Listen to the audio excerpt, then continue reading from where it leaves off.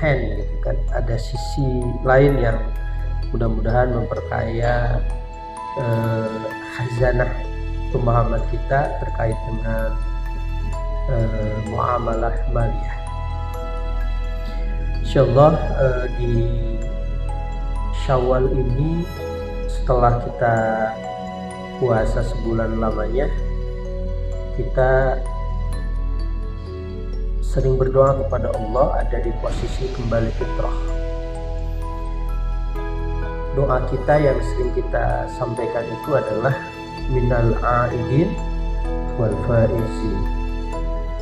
Itu doa. Jadi Bapak Ibu, kalau ada orang yang menyampaikan doa itu, Bapak Ibu jawabannya jangan sama-sama atau sami-sami ya. Atau minal aidin wal faizin, jawabannya amin ya rabbal alamin. Gitu. Kami minta siapunten sami-sami. Kami di lembur mah yang akan dosa nabi. Gitu. Jadi minal aidin wal faizin itu doa. Lengkapnya begini. Allahumma ja'alna minal aidin wal faizin. Allahumma ya Allah ij'alna, semoga Engkau menjadikan kami minal aidin, dari sebagian orang-orang yang kembali, wal faizin, dan sebagian orang-orang yang beruntung. Jadi doa, kita ingin tergolong orang yang kembali dan kita ingin tergolong orang yang beruntung setelah puasa sebulan lamanya. Kembali itu maksudnya apa? Nah, oleh para ulama, yang dimaksud kembali di sini adalah kembali ke asal kejadian kita yang sering disebut dengan fitrah. Begitu. Tapi kata fitrah ini bukan Idul Fitri yang sering kita sebut. Idul Fitri kembali ke fitrah. Secara bahasa, Idul Fitri itu bukan kembali ke fitrah. Idul Fitri itu artinya kembali berbuka. Kata fitri itu diambil dari kata iftar. Jadi Idul Fitri artinya kembali berbuka, kembali kita boleh makan dan minum. Itu artinya Idul Fitri. Termasuk zakatul fitri. Zakatul fitri itu zakat yang wajib dikeluarkan karena kita sudah masuk kepada bulan di mana kita boleh berbuka. Kan kewajiban mengeluarkan zakatul fitri itu Syawal. Ya, tanggal 1 Syawal itu pas takbiran itu wajibnya. Kalau sebelumnya sunnah atau mubah. Tetapi ada ulama juga yang menyebut zakatul fitrah. Oke, kita tidak sedang bicara hal itu, tetapi kita sedang mengartikan doa tadi. Jadi kita mohon kepada Allah setelah puasa sebulan lamanya, kita kembali kepada fitrah kita. Nah, konsep fitrah ini kalau dilihat dalam hadis, kullu maulud yuladu 'alal fitrah.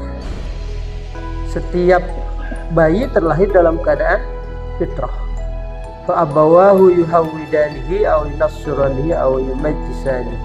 Maka orang tuanya, lingkungannya yang membuat bayi tersebut dia menjadi Yahudi, Nasrani atau Majusi. Nah, fitrah di sini artinya apa? Fitrah di sini bukan berarti suci seperti kertas putih, bukan.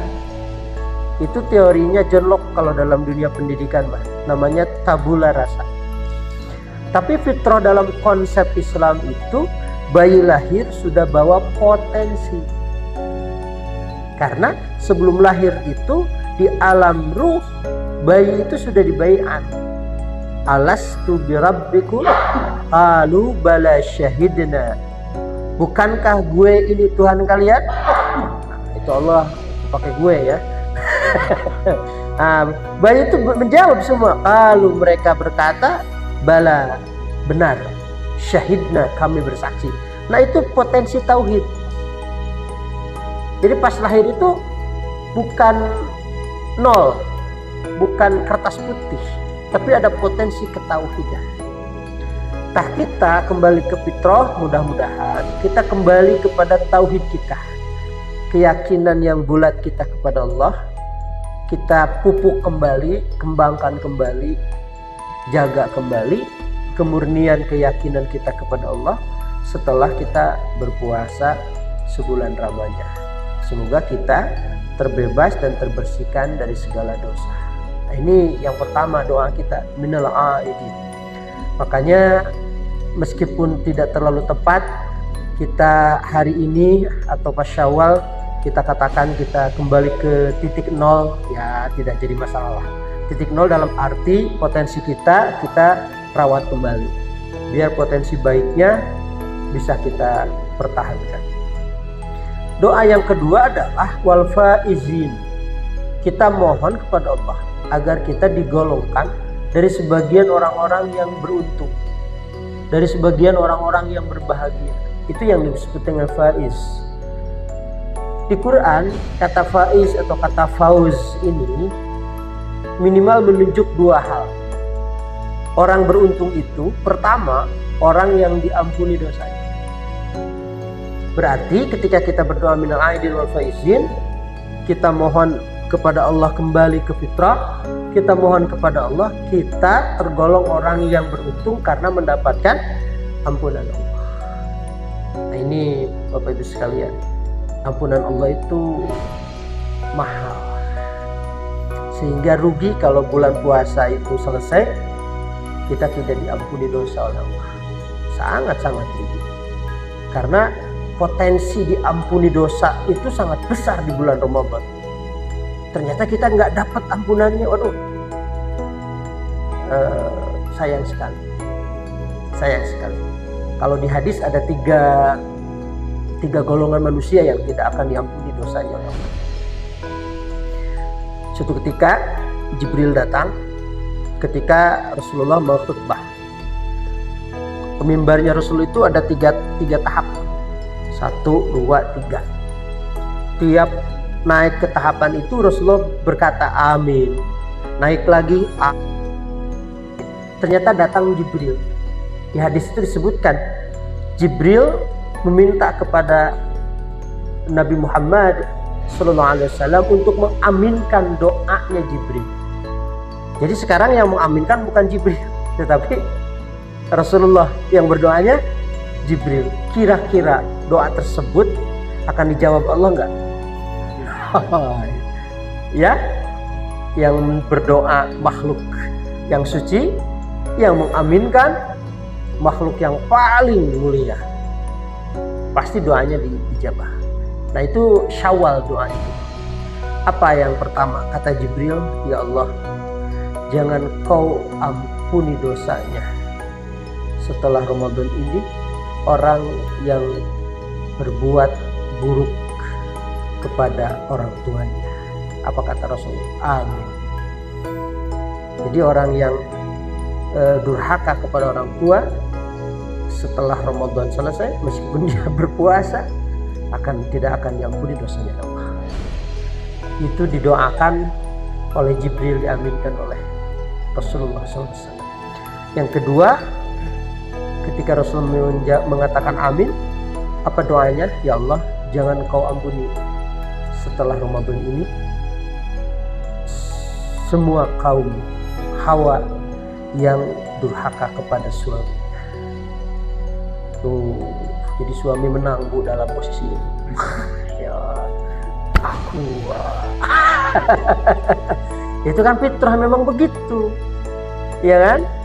Kalau bapak laki-laki manutnya kepada ibu, taatnya. Kalau istri kepada suami, itu mah sudah rumusnya begitu. Kalau mau protes, protes saja kepada yang membuat rumus. Tapi itu dalam ketaatan Bapak ya. Kalau dalam masalah nafkah, istri nomor 1, bukan orang tua nomor 1. Kalau nafkah, kalau ketaatan beragama itu kepada ibu. Kalau nafkah kepada istri yang harus diutamakan. Kenapa? Karena istri itu anaknya orang lain Pak. Budak batur cek orang Sunda. Ya, jadi kudunya budak batur. Itu amin yang kedua. Jadi istri yang menyakiti hati suaminya tidak akan diampuni dosanya oleh Allah. Kan istri mah masuk surganya gampang-gampang susah. Gampangnya Pak, tak harus sholat sunnah, cukup sholat fardu. Tak harus puasa sunnah, cukup puasa fardu. Tak harus amaliyah yang lainnya. Terakhir cukup taat kepada suami. 3 akan masuk surga. Makanya bapak-bapak mah kenapa sholat sunnahnya rajin kan? Karena bebannya beda. Istri mah nggak harus didorong itu, cukup fardunya saja pintu surga sudah terbuka luas. Jadi begitulah. Nah yang terakhir yang tidak akan diampuni dosanya itu adalah orang yang punya dosa terhadap sesamanya, terhadap saudara-saudaranya. Jadi kita harus berikrar dan bertekad, siapapun yang berdosa ke saya maafkan. Siapapun yang saya berdosa kepada mereka, saya mohon maaf. Yang lupa kita sampaikan permohonan maaf secara global. Yang ingat kita sampaikan permohonan maaf. Karena memohon maaf itu Pak, terutama ghibah itu agak berat. Kata sebagian ulama harus disampaikan detailnya Pak. Agak berat ya. Makanya dalam hal ini mumpung Syawal ya kita ikhlaskan. Ikhlaskan itu Bapak Ibu melupakan. Jadi kata-kata saya maafkan tapi saya tidak akan melupakan, itu sebenarnya nggak ikhlas. Nggak ikhlas memaafkan. Kalau ikhlas memaafkan itu melupakan Pak. Melupakan. Meskipun kalau kata sudah terlontar gitu ya, tidak akan bisa mengubah suasana kembali baik seperti biasanya. Kadang-kadang istilahnya begitu. Gitu. Nah itu Bapak Ibu sekalian, jadi yang disebut dengan orang-orang yang beruntung yang pertama adalah orang yang mendapatkan ampunan dari Allah Subhanahu wa Ta'ala. Semoga kita semua mendapatkan ampunan dari Allah. Amin ya Allah ya Rabbal Alamin. Yang kedua, makna fauz itu adalah orang yang beruntung itu orang yang masuk ke dalam surganya Allah Subhanahu wa Ta'ala. Jadi kita berdoa minal aidin wal faizin itu maknanya Pak Totong, mantap. Jadi kade Pak Totong lalu faizin sami-sami aja sami-sami. Amin ya Allah ya Rabbal Alamin. Pak Totong saprak ngaji jadi aneh, urang minal aidin wal faizin kalau amin ya Allah. Yang aneh kamu tidak paham. Itu teh doa. Kalau minta maaf baru bolehlah sami-sami gitu. Oke Bapak Ibu, itu prolog kita. Jadi sekali lagi meskipun tidak benar 100%, hari ini kita akan berangkat dari titik nol